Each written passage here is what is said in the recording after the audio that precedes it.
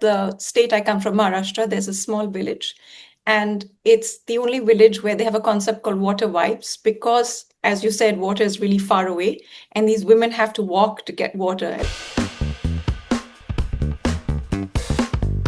Elif, we're very, very excited to have you. And I read this book, I think, in a week. It was the most transformative read, I think, that I've had in a long, long time. The one thing that really stayed with me is what Grandma tells Nareen when she says that if the truth walked around naked, people would stone her. And I feel that that has a lot to do with this book because there are so many facts in it. It could easily have been nonfiction, but you deliberately wrote this narrative as fiction so that the truth would be more accessible to more people, if I'm correct. I think you're right in the sense that I believe as a writer, I'm not only drawn to stories, but I'm equally drawn to silences. So anyone who is pushed to the periphery for whatever reason and treated as the other, my heart organically goes in that direction, and I try to hear their story, their voice. I think it's a little bit unfortunate that in the English language, we're using the word fiction as if it were the opposite of the word fact. It sounds as if fiction is not interested in facts or reality, but it's not like that. Fiction is actually very interested in truth. The only difference is it does it in its own way. And perhaps for that reason, I'm hoping it does bring us closer to truth. I went for a spoken word concert where Laksh Maheshwari, he was talking about a similar concept where he had two sisters. One was Satya and one was Kahani. Satya is the truth and Kahani is story. And they compete as to who gets more attention. And like in your book, where what the grandma tells Nareen, that when the truth goes around naked to get more attention, people shun her. I think that runs across everything that we do. This is why we write fiction. There is more truth in fiction, I feel, than sometimes in nonfiction, because it's easier for the writer to put their truth out there with a slight veil. But more than anything else, I also thought that this book was about memory. It's about the memory that water holds. It's Arthur's fantastic memory. It's the collective generational memory that the grandmother is passing on to Nareen. So tell me a little bit about your memory and then this generational memory that we're talking about.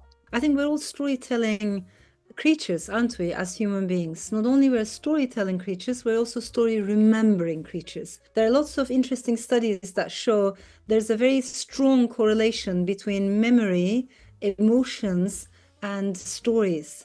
Maybe no one said it better than Maya Angelou said. She said, people might forget what you've said to them. People might even forget what you've done to them, but they will never, ever forget how you made them feel. Yes. Right? So it's those emotions that stay. And I do believe that stories give us a long-term memory.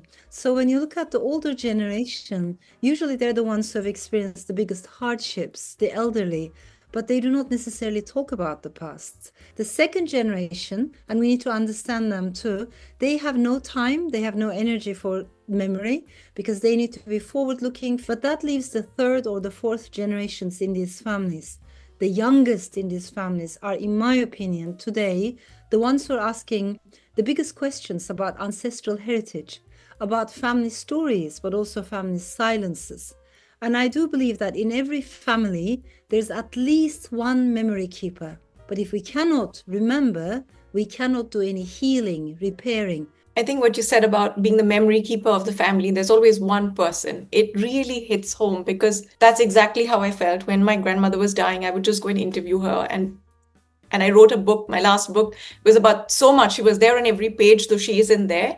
And that's because I wanted to save these stories. I knew that she was the last one of that generation. After she was gone, all those stories would be gone and I would have to save them. I'm sure you were the memory keeper of your family. The other thing that you do talk about is water. Water is both life-giving, it's life-changing. We are also seeing it the minute that India and Pakistan went into war, the Indus Water Treaty was the first one that felt its brunt. So tell me a little bit about these invisible rivers, this control over water. In the book, rivers are poisoned, wells are poisoned. That's the first thing that the enemies do. So tell me a little bit about this. I come from a part of the world where water scarcity is not a hypothetical issue, some, theoretical question, but an acute reality. Our rivers are drying up, and this has massive consequences for everyone, for sure, but particularly for women, for children, and for the poor. They are the ones who carry this burden disproportionately. And if I may add this very quickly, when there's no drinkable water nearby, the distance that a young woman has to walk increases, because usually women are water carriers. They bring water to their communities. So if there's no water nearby, a young woman has to walk longer distances, unfortunately increasing the possibility for gender violence. It's interesting that you spoke about water and gender. In fact, the state I come from, Maharashtra, there's a small village, and it's the only village where they have a concept called water wives because, as you said, water is really far away, and these women have to walk to get water. And as they get older, the men marry 2 or 3 wives. So polygamy is actually illegal, but this is a custom in this small village. Now you have AI, you've got all these different technologies that are coming in. As a writer and as a human being, what is your take on that? I try to the best of my ability to try to make a distinction between information, knowledge, and wisdom. We're living in a world in which we are bombarded by information every day, but we're talking about morsels of information, snippets. So it's an age of hyperinformation. Our brains are not wired in this way. I can scroll up and down endlessly. I can learn just little bits, morsels of information about this and that, but it doesn't allow me time to process, to absorb, and to change. So I think what we need to do is spend less time with information, but focus more on knowledge and hopefully on wisdom. How do we do this? For knowledge, we definitely need conversations like this. This is so precious, and I'm very grateful that you created this space for all of us, because here we are listening to each other. We have time for each other. We do not need to agree on everything, but we're ready to learn from each other.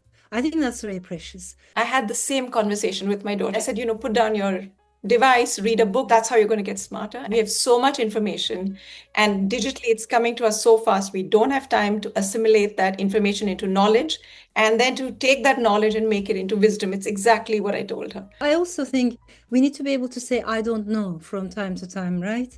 Like, when was the last time we ever said, I don't know to any question? If we don't know the answer to a question, we can just Google it today. And in the next 5 minutes, we'll be able to say a few things about it, giving us the impression that we know something about everything. Nobody can know something about everything. In fact, Socrates' his biggest pronouncement was that I know that I don't know enough. And because I know that I don't know enough, I'm smarter than everybody else. And I think that that is the way that we should be living. You also talk about the atrocities, about child slavery, about women being captured. And you did a lot of research about that. You found a girl, you said, similar to Nareen, and she lived a couple of streets away from where you had grown up. Could you tell us a little bit about that? For anyone who hasn't read the book yet, there are 3 major characters in this book. The way I see them, they're all connected like atoms in a water molecule. So Arthur is my oxygen, and then there are the hydrogen atoms. One of those hydrogen atoms is a little girl called Nareen. She comes from a Yazidi background. The Yazidis, as you know, they are one of the world's most maligned, misunderstood, targeted and persecuted minorities in the world. This is a culture that's mostly based on oral storytelling. They do not have a written book, which means collective memories transmitted via ballads, songs, folk tales, and so on.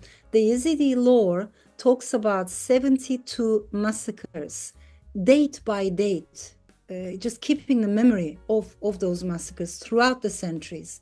The 73rd genocide happened in our day, in 2014, in front of the eyes of the world. And maybe not many people noticed at the time, but the very first thing that the fanatics, the extremists did was to kill the water. So they poisoned the wells, they poisoned the fountains, leaving no drinkable water for entire communities. The second thing the fanatics did, again in my opinion very deliberately, was to kill the entire older generation. In a community like the Yazidis, if you kill the elderly, you're killing collective memory. And if you kill collective memory, you kill collective identity. Then they attacked defenseless men and they killed the man and they kidnapped women and children.